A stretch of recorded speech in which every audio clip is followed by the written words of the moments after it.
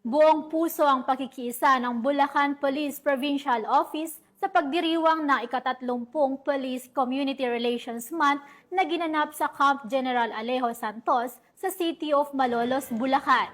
Nakibalita dyan si Patroluman Per Cristalin Javier.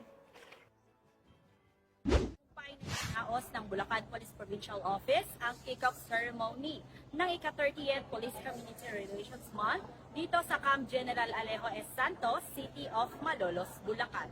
Pinangunahan ni Police Colonel Angel L. Garciliano, Acting Provincial Director ng Bulacan Police Provincial Office, ang makabuluhang aktibidad kasama ang kapulisan ng Bulacan. Tampok sa programa ang panunumpa ng mga naatasang team leader ng Women Support Network ng Philippine National Police na magsisilbing tagapagtaguyod ng advokasya na manguna, magbigay lakas at magsulong ng karapatan ng kababaihan. Layunin din nitong higit pang palakasin ang ugnayan at pagtutulungan sa pagitan ng pulisya at mamamayan.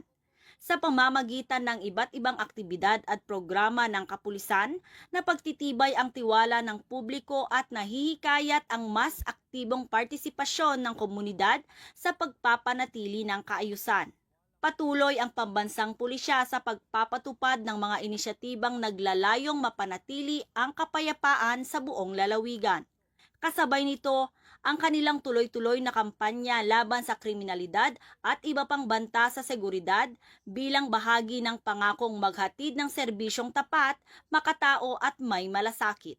Mula dito sa Bulacan Police Provincial Office, ako ang inyong PNN correspondent, Patrolwoman Per Cristalin Javier, alagad ng batas, tagataguyod ng Balitang Pulis.